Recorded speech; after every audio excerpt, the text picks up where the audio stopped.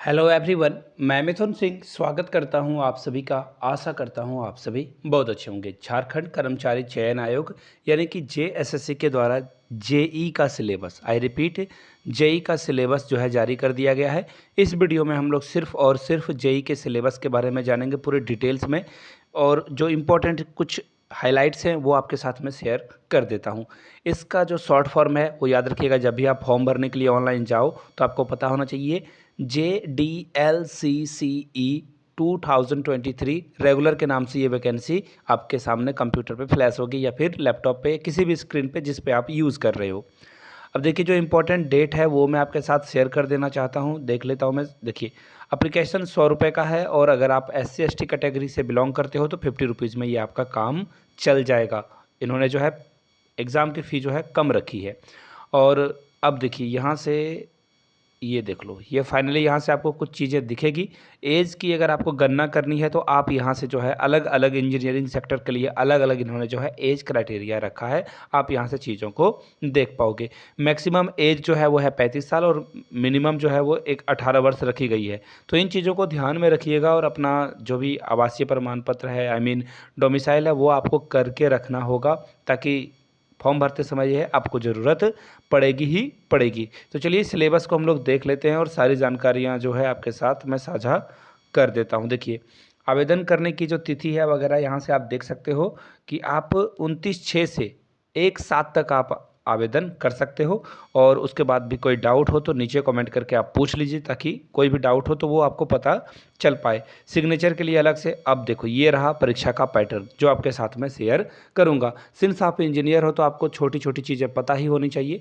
x⁻0 into x⁻0, इसकी value क्या होगी, नीचे कमेंट सेक्शन में आप लोग जवाब दीजिएगा। इसकी वैल्यू क्या आएगी, पहला क्वेश्चन।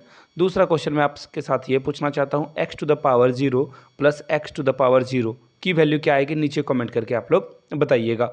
सबसे पहले यहाँ से आप देख लो, मुख्य परीक्षा जो है सिर्फ एक ही सीधी नियुक्ति परीक्षा होगी, यानी कि आपका सीधा मेंस हो जाएगा, इसी के मेरिट पे आपकी जॉब लग जाएगी। 120 प्रश्न पूछे जाएंगे, समय आपको मिलेगा 2 घंटे, यानी कि 120 मिनट में आपको जो है क्वेश्चन कितने सॉल्व करने हैं, 120 क्वेश्चन सॉल्व करने हैं, यानी कि हर एक क्वेश्चन के लिए आपको 1 मिनट का समय दिया जा रहा है, तो जो कि मोर देन सफिशियंट है। अब बात कर लेते हैं क्या क्या पूछा जाएगा। तो इंजीनियरिंग से बेस्ड क्वेश्चन रहेंगे 80, और सामान्य यानी कि जीके से जो क्वेश्चन रहेंगे वो रहेंगे 40। इससे जो है 120 प्रश्न बनेंगे, इसका खास ख्याल रखिएगा। अब देखिए क्वेश्चन क्या क्या है और विषय क्या क्या होंगे। तो सबसे पहले यहाँ से आप देख लियो, अगर आपका सेवा जो है, जो पोस्ट है वो कनीय अभियंता विद्युत वाला है, इलेक्ट्रिशियन वाला है, तो विद्युत अभियंत्र यानी कि जो है इलेक्ट्रिक से क्वेश्चन आपसे पूछे जाएंगे। कनीय अभियंता असैनिक है तो सिविल से क्वेश्चन पूछे जाएंगे। कनीय अभियंता यांत्रिक है तो यांत्रिक से यानी कि मैकेनिकल से क्वेश्चन पूछे जाएंगे। कनीय अभियंता कृषि अभियंत्र से है तो कृषि अभियंत्र से क्वेश्चन पूछे जाएंगे। याद रखिएगा, ये मैं बात कर रहा हूँ किसकी, ये बात हो रही है सीधा सीधा किसकी बात हो रही है, सामान्य अभियांत्रिकी की। अब देखिए, इसका इन्होंने जो है सिलेबस कंप्लीटली दे रखा है। तो पहले मैं जीके की बात कर लेता हूँ, उसके बाद आपके सिलेबस पे लौटेंगे।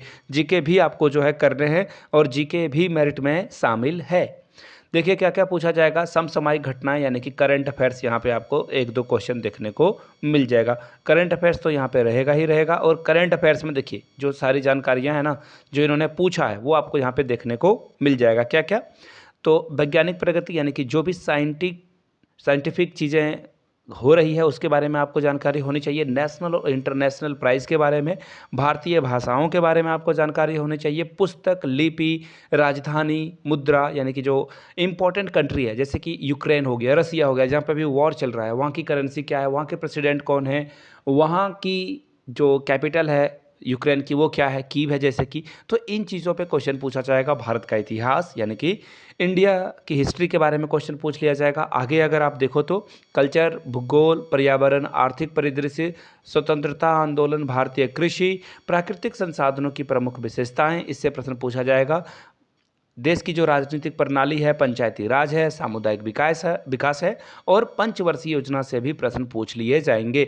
झारखंड की सभ्यता संस्कृति यानी कि झारखंड से अब देखिए कैसे प्रश्न पर जो है बनेंगे यहाँ पे एग्जाम में। झारखंड की सभ्यता संस्कृति, लैंग्वेज यानी कि भाषा, खान खनिज, उद्योग, भूगोल और इतिहास से प्रश्न पूछ लिए जाएंगे।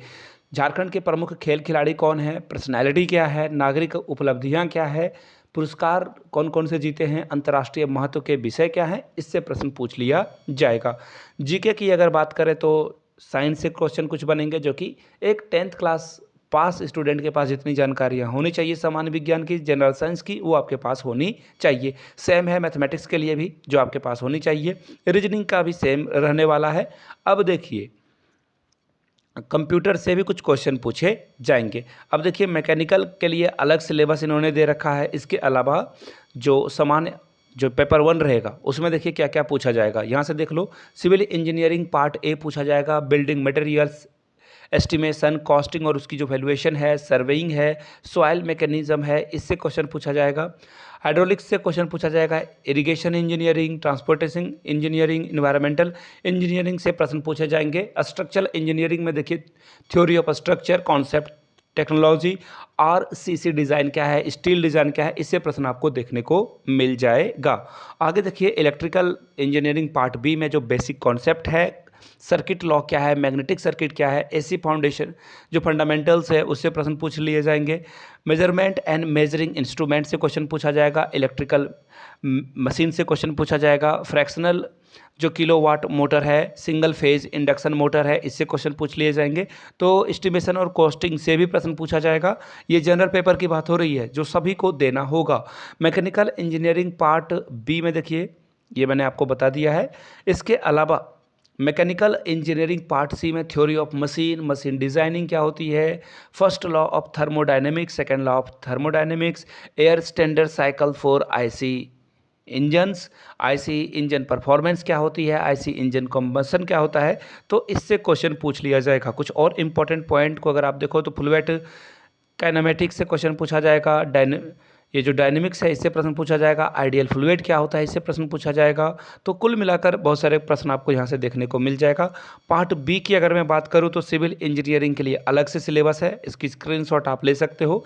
और इसके अलावा यहाँ से देखिए सर्वे, सॉइल मैकेनिज्म क्या है, हाइड्रोलिक्स क्या है, इसकी कंप्लीट सिलेबस इन्होंने जो है डिटेल्स में जो है दे रखी है। सब्जेक्ट अगर मैं बात करूँ मैकेनिकल इंजीनियरिंग की, उनके लिए सिलेबस अलग रहने वाला है। फर्स्ट लॉ ऑफ थर्मोडायनेमिक्स में क्या क्या आपको चीज़ें पढ़नी है आपके स्क्रीन के सामने दिख रही होगी। बाय द वे ये PDF आप खुद से ऑनलाइन डाउनलोड कर सकते हो, या फिर आप हमारे टेलीग्राम चैनल से भी जुड़ोगे तो वहाँ से भी ये PDF आपको मिल जाएगी। इसके लिए क्या करना होगा, नीचे कमेंट सेक्शन में टेलीग्राम चैनल का लिंक है, डिस्क्रिप्शन बॉक्स में भी टेलीग्राम चैनल का लिंक है, आप वहां से हमारे साथ जुड़ सकते हो और इस सिलेबस को डाउनलोड कर सकते हो। तो कुल मिलाकर हिंदी में भी सिलेबस दिया गया है और इंग्लिश में भी सिलेबस दे दिया गया है।